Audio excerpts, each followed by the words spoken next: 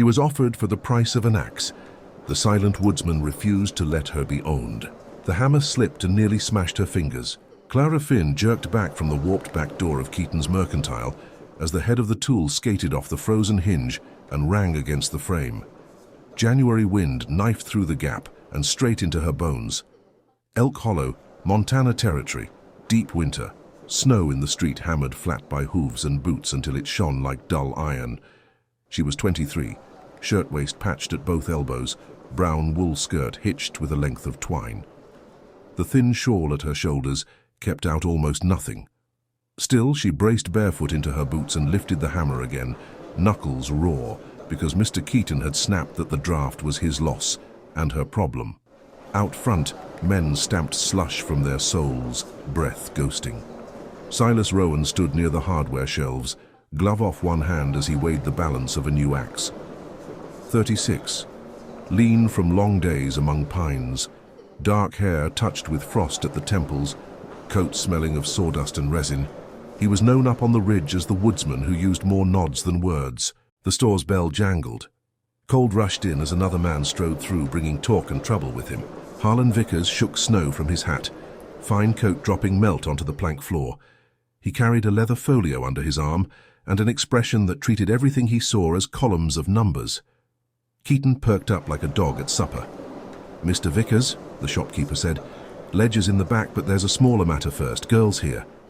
Clara paused with the hammer mid-air. "Out front, Miss Finn," Keaton called. "Now." She set the tool down, wiped her hands on her skirt, and stepped from the storeroom to the main counter. Lamplight and winter sun through frosted glass painted the room in thin gold and shadow. The few customers, including Silas, shifted just enough to see. Vickers took her in with one glance. Cap pulled low over dark hair, cheeks hollow from too many skipped suppers, grey eyes clear despite it all. "You know why I'm here?" he said, thumb tapping the folded paper. "Rent at Mrs. Daly's," Clara answered. "Doctor's bill when that cough took hold, coal last month, I know the list." "And you know whose mark is on each piece," he added. "Mine." Her jaw tightened. "I've been working it down," she said. "Double hours at the boarding house, sweeping for Keaton, mending for whoever asks. I can keep at it till Thor." "Interest doesn't wait for Thor," Vickers replied. "Numbers say you'll be grey before the debt is dust if you keep at this pace." Keaton fussed with a sack of flour, not meeting anyone's eyes. "There is," Vickers went on, "a more efficient arrangement." The teamsters near the nail barrel grew suddenly attentive. He nodded toward the axe Silas had been examining. Double bit, iron head dark and oiled, hickory handle straight as a rifle barrel. "Price on that tool," Vickers said. "Matches what she owes near enough. A man pays me the sum today. He leaves with a good axe and the contract on Miss Finn. 2 assets for 1 price." The words hung in the cold air like smoke that wouldn't rise. Clara's hand clenched around the edge of the counter. She had known the debt was heavy. She had not known it could be turned into a handle for anyone to grab. "I am not a mule," she said. "Low, no," Vickers answered. "Your collateral," Silas Rowan had not meant to speak. He had come down off Fox Ridge for salt, nails, and steel, then intended to disappear back into trees, where men's schemes couldn't reach. But the sound of Vickers's voice treating a woman like lumber set something hard moving in his chest. "That paper say she's property?" Silas asked quietly. "Or does it say she owes you coin?" Vickers turned, annoyed to be interrupted by someone in plain canvas. "It says her labor stands against the amount due," he said. "A contract of service until the debt's cleared. And that paper is for sale." Silas stepped closer. His boots left wet prints on the boards, his breath a steady stream. "Then I'll see the exact wording," he said. Keaton, torn between customer and creditor, produced the folded sheet with hesitant fingers. Silas took it, scanned the tight ink lines. Letters were not strangers. Nights alone by a pine pitch lamp had taught him the shapes. The contract spoke of hours, work, sum total, default. It spoke of transfer of obligation. It did not mention ownership. Silas set the paper down beside the axe. "Price on the tool," he asked Keaton. Keaton named it. Silas reached into his coat, drew out a roll of bills and thin stack of silver, saved from hauling other men's lumber. He counted without haste, palm steady despite the way every eye in the room had turned. "This covers the axe," he said, pushing coins toward Keaton. "And this," another larger portion toward Vickers, "matches the number written at the top of that contract. You are paid." Keaton's eyes widened. Vickers's narrowed. "You just bought her marker," Vickers said. "She goes where you tell her now." Silas picked up the contract and folded it once, twice, until the company name on top disappeared. "No," he replied. "I settled her marker. There's a difference." He slid the paper toward Clara. "You read your own name," he said. "Watch what comes next." Her fingers trembled as she smoothed the sheet. The numbers blurred a little through the sting in her eyes, but she saw enough to know it was hers. She watched as Silas drew a stub of carpenter's pencil from his pocket and scrawled a single word across the lines Vickers had made so neat: "Paid." He pressed his thumbprint over it, then handed the paper to her and stepped back. "Ledger," he said to Keaton. The shopkeeper opened his big book with fumbling hands. Silas waited until the ink recorded Clara's account as settled before he spoke again. "You have your coin," he told Vickers. "She has her paper. No one owns anyone." Murmurs stirred the room. One of the teamsters snorted, not in mockery this time, but something closer to approval. Vickers's voice lost some of its oily smoothness. "You're throwing away good leverage," he said. "She'd have worked off that sum and given you a warm cabin in the bargain. You could have had axe and woman both." Silas turned the axe handle in his hand, testing the weight. "Bought the steel," he said, "not the person. If you want to trade in bodies, you won't use my money to do it." He turned to Clara then, his gaze steady. "Now the ledger's clean," he said to her. "Means you choose what comes next. Fox Ridge needs hands if you want work for wages. Cabin needs a cook better than me, and someone to remind me when I'm about to swing an axe onto my own boot. But you'd come as a hired hand, not a bound one. Pay in coin, not in promises. You stay or go as you please." Clara's throat worked. All autumn men had spoken about her as if she were a space in a column, a problem to move from one line to another. This was the first offer that left any room for her own word. "If I say no," she asked, "you still paid that paper." "Debt's done either way," Silas said. "You can walk south and never see Fox Ridge." Her fingers tightened around the contract until it crumpled. Outside, a wagon rattled past, winter's light already thinning. "There's not much south but frozen road," she said quietly. "Fox Ridge at least has trees to break the wind." He waited, not pushing, not coaxing. Just present. "All right," Clara said at last. "I'll work for wages, through the winter. We'll see after that." A flicker, almost a smile, eased one corner of his mouth. "We'll see," he echoed. "Get your things. We leave before the past drifts shut."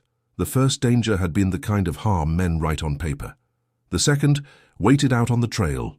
The road from Elk Hollow to Fox Ridge climbed step by step into rougher weather. Clara rode on a short sled piled with flour, beans, tools, and one new axe, its head wrapped in oiled cloth. Silas walked beside the dun mare, pulling it, boots crunching through crusted snow, breath pluming in slow rhythm. Trees closed in, shutting out most of the pale sky. Frost feathered every twig. The creek they followed lay under a skin of ice and wind-blown powder, whispering faintly under the silence. "Ridge far?" Clara asked after a while, voice muffled by her scarf. "Another hour if the snow holds," Silas answered. "Longer if it doesn't." No more words than needed, but his tone held no edge. They reached the narrow crossing where the trail pinched between banks. The creek cut deeper here, ice bowed under its own weight. Silas tested each step, guiding the mare onto the white span, judging the feel by the groan under her hooves. Halfway over, the ice complained louder. A crack spidered out from the sled's left runner. Clara heard it before he did. "Stop," she said sharply. He yanked the lead rope back. The mare halted, snorting. Another crack, this one louder. Then the left runner dropped as the crust gave and shoved the load sideways. The sled tilted, sacks and crates shifting. Clara grabbed the axe handle to keep it from sliding into the black mouth opening at her side. The mare's hind legs scrabbled on the slick surface. Panic flared in her eyes. Silas moved fast, boots skidding as he reached the sled, throwing his full weight against the high side to keep it from rolling. Ice bit his palms through his gloves. Cold creek water splashed his shin where the crust had broken away. "Don't jump," he snapped, as Clara shifted her weight. "Not planning to," she shot back, gripping the rail so hard her knuckles went white. The cracked sheet sagged another inch. Beneath it, dark water pushed at its prison. "She'll pull if she's told right," Silas said, breath puffing. "Give her the word." "Haul," Clara swallowed. Her heart hammered hard enough to echo in her ears. "Haul, girl," she called. The mare dug in, muscles knotting under her winter coat, hooves scrambling for purchase. The sled groaned, lifted a hand's breadth, then stuck. Silas adjusted his feet, boots half on ice, half on the snowbank, and shoveled his shoulder into the load until his ribs felt ready to crack. One more jerk, a sound like a plate smashing, and the runner crawled up onto thicker ice. They lurched together onto solid bank. The mare stumbled forward, then steadied. Silas let go of the rail and sagged against the sled, one leg soaked to mid-calf, skin burning with cold that would turn to numbness fast. Clara scrambled down, landing awkwardly in the drift. "Boot," she said. "Off now, before your toes turn black." "Still need it to walk," he answered. "You'll walk farther on a dry foot," she shot back. There was more steel in her than her thin frame suggested. He sat on the sled edge and let her tug the frozen leather loose. Steam rose from the wet wool sock. She wrung it out with quick, efficient hands, then dug into the supplies until she found a spare pair. "You brought extra," she said. "Winter always steals something," he replied. "Best it steals cloth, not skin." Once his foot was wrapped and dry again, the ache eased from pain toward dull throb. They moved on, slower now, both measuring each step. Fox Ridge rose out of the trees as the day thinned to blue. His cabin sat tucked between two old firs, low roof thick with snow. Chimney smoke pulled sideways by the wind. The sawmill shed beside the creek stood quiet until spring. Inside, the cabin smelled of pine resin and wool, not of other people's breath. Bed in one corner, table and two chairs in the middle, iron stove squatting like a watchful animal along the far wall, stacked wood lined behind it like soldiers. Silas shoved the door wide, stepped aside for her. Clara hovered just inside, shawl still tight, contract paper folded into the seam of her dress like a talisman. "Loft's there," he said, nodding to the ladder. "Board floor, straw-tick blankets. You can chase out the mice if they've claimed it." "You stay down here?" she asked. "Always have," he answered. "No reason to change it." She studied him for a long moment, then ascended the ladder. Dust motes swam in the lamplight as she turned a small space under the rafters into something of her own. Blanket folded, shawl hung, paper tucked into a crack between logs, work settled into them like another layer of clothing. Mornings, Clara coaxed fire from banked coals, set coffee and porridge, learned the stubborn ways of his stove. Her cough, which had haunted her in town, loosened in the cleaner air. Afternoons, she mended, swept, chopped vegetables when he brought in a rare bit of meat from a trap or a neighbor's trade. Silas spent daylight in the trees, the new axe biting into deadfall with a rhythm that eased his mind the way talk never had. He trimmed logs, stacked them along the sled path, planned cuts for spring when his small mill wheel would turn again. Evenings were quieter than any boarding house, silence broken only by crackle of pitch and occasional scrap of conversation, he told her in short pieces, of a brother lost to a falling pine years back, of the noise of camps and crews that had driven him up to the ridge, where he could hear his own thoughts. She told him, in return, how debts not hers had ended up in her name, how doors had closed when her father's drinking turned every promise to smoke. The second big danger came when the snow started to rot, and the high drifts above the cabin grew restless. One grey afternoon, wind shifted warm. It slid along the ridge like a hand undoing buttons. Cornices sagged on the upper slopes. Silas watched them while he split kindling, unease pricking the back of his neck. "Stay close today," he told Clara. "Don't go far from the door. If you hear anything like thunder with no sky, get inside and don't look back." She nodded, though her eyes flicked uphill. He needed to check the sluice above the mill, make sure ice and brush hadn't dammed it so badly that first melt would burst the bank. The trip meant walking a narrow traverse under a loaded slope. He strapped on his snowshoes, slung a coil of rope and a short-handled shovel across his back, and started uphill. Clara watched from the doorway until the trees swallowed him. Then she turned to her own tasks, restlessness riding her shoulders. Beans simmered slow on the stove. She checked the latch on the loft window, beat dust from blankets, tried not to listen for sounds the wind might carry. The mountains chose their moment without warning. She felt it first as a tremor under her boots, as if the ground had taken a slow breath. Then a muffled boom rolled down from higher up, not sharp like a rifle, but deep and fat. Dishes rattled on their shelf. Clara dropped the rag in her hand and ran to the door. Up the slope, a pale wall had ripped free. Snow the size of barns moved as if it were water, gathering speed, swallowing trees as it came, roaring now instead of murmuring. The line of its fall aimed not at the cabin, but at the cut where the sluice ran, and where Silas had gone. No, she whispered, useless to the mountain. For a breath she stood pinned. Then she grabbed the first thing her gaze landed on, the new axe leaning near the door, and a coil of spare rope, and plunged into the churned snow outside. The avalanche hit the gully in a tower of white and broken trunks, then slumped, steam rising from its surface in ghost-like curls. Silence fell raggedly afterward, broken by small cracks as the mass settled. Clara's legs sank to the knee with every step as she fought uphill along the edge of the debris. Her lungs burned. Cold air sliced her throat.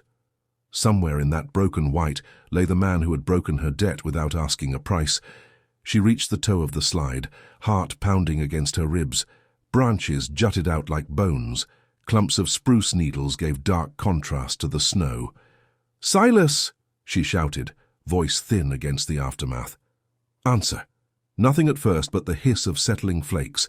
Then, faint to her left, a muffled thump, like someone trying to punch through blankets. She stumbled toward it, ears straining. "Again!" she yelled. "Hit again!" Another thump, weaker but there. Clara jammed the axe into the surface and started chopping. The snow resisted like dense wool. Each stroke sank only inches. She scraped with her gloves, dug with the blade, ignoring the way her arms screamed. After a minute, she struck something harder than snow. Canvas. Rope. She widened the hole, gasping. A sleeve appeared, then a hand, fingers clawed. "Hold," she said, more breath than word. "I've got you." She hacked at the snow above and around the buried form, working until she'd opened a cone big enough for air. Silas's face showed, pale, eyes squeezed shut, ice crystals in his beard. He coughed once as air hit his lungs, then drew a shaky breath. "Should have told the mountain no louder," he rasped. "Argue with it later," she replied. "Right now we get you out." The rope at his shoulder had snagged under a half-buried log. Together, half directing, half hauling, they freed it, using the axe to lever wood and break packed snow. Each inch they gained cost effort, but gradually Silas dragged himself toward the surface. Legs dead weight at first, then kicking weakly when he finally sprawled atop the churned pile. Chest heaving, Clara dropped onto her knees beside him. Sweat and snow-plastered hair to her forehead. Her fingers had gone numb inside her mitts. "You came up when I told you to stay close," he managed. "You asked me to stay where I could hear," she said. "Hard to hear a man yelling under half a hill from inside a cabin." He barked a laugh that turned into a cough. "Fair." She pressed the back of her glove to his cheek, skin cold, but not the dead grey she feared. "Can you stand?" she asked. "Eventually." She tied the rope around his chest, looped the free end over a jut of frozen root, and used it as a brace as they staggered down together, one step at a time, avalanche debris giving way to more solid ground. Back at the cabin, she stripped his outer layers, forced warm broth between his teeth, rubbed circulation into his legs until colour returned. He said little, but the look he gave her over the rim of the mug held more than thanks. It held recognition, seeing her not as someone he'd rescued from a ledger, but as the person who had dragged him out from under a mountain. Spring came late, but came. Snow retreated to patches in the shade. The creek shook off its ice and ran brown with melt, then cleared. Silas's mill wheel groaned, then turned. Clara planted herbs in a narrow strip beside the cabin, hands finally working soil instead of someone else's laundry. They rode down to Elk Hollow once, when roads turned from ice to mud. Vickers watched from the boardwalk as they passed, his eyes landing on Clara's lifted chin. on Silas's easy seat in the saddle beside her. Word had already spread that he'd been paid in full and had no more claim. Some said he grumbled about the loss of cheap labor. Others said he had eyed the axe in Silas's hand and decided arguing with steel and a woman who'd helped pull a man out of an avalanche wasn't worth the ledger ink. By early summer, Fox Ridge wore green. Young pines pushed up through old scars. The cabin's door stood open most days, letting in light and the smell of sun-warmed needles. Clara's cough was a memory. Silas's limp from the creek mishap had faded to the occasional hitch when storms threatened. On an afternoon when the sky was polished blue and the world smelled of sap and earth, they stood together at the edge of the clearing. Wood lay stacked taller than a man along the yard. The axe that had once been tied to her freedom rested in its sheath by the chopping block. "When winter comes again," Clara said, "this place will hold." "Held last time," Silas replied. "Barely." "Next time we'll be ready sooner," she said. "2 pairs of hands instead of 1. He watched her fingers brush the haft of the axe, respectful now rather than wary. "You stayed past the winter," he observed. "Wages are good," she answered, eyes on the trees. "Company's not terrible. And I've grown used to not being in anyone's ledger but my own." A corner of his mouth lifted. "Still your choice," he said. "Today, tomorrow, next snow." "Same for you," Clara replied. "If a man decides he's had enough of a woman telling him when to change boots and when to come out from under a mountain, he can always head deeper into the trees." "Headed deep enough once," he said. "Turns out silence isn't worth much if there's no one to hear it." The sun slid lower, throwing long shadows from the firs. A year earlier, she had been a debt tallied against someone else's mistakes, a woman offered in the same breath as the price of an axe. He had been a man who spoke mostly with the swing of his tool, carrying ghosts up on the ridge where no one bothered him. Now the thin paper that once held her fate lay folded in a crack above her loft, not as a threat, but as proof that ink could be rewritten. The axe bought that day had cut more firewood than chains, and the woodsman who refused to let her be owned had, without quite meaning to, offered something broader than shelter, space beside him in a life he had built alone. Looking back from a distance, it was easy to see the line. A winter morning, a crowded store, a man choosing to spend his hard-saved money loosening a stranger's cage instead of tightening it. A rough trail where ice tried to steal a foot and failed. A mountain slope where snow tried to bury a man and found 2 people digging against it. Between those moments grew a quiet partnership tougher than any contract, written not in ledgers, but in shared work, shared danger, and the stubborn decision that no one in that clearing would ever again be bought for the price of a tool. If you love this story, subscribe to the Wild Frontier Tales and hit the bell so you can be with us.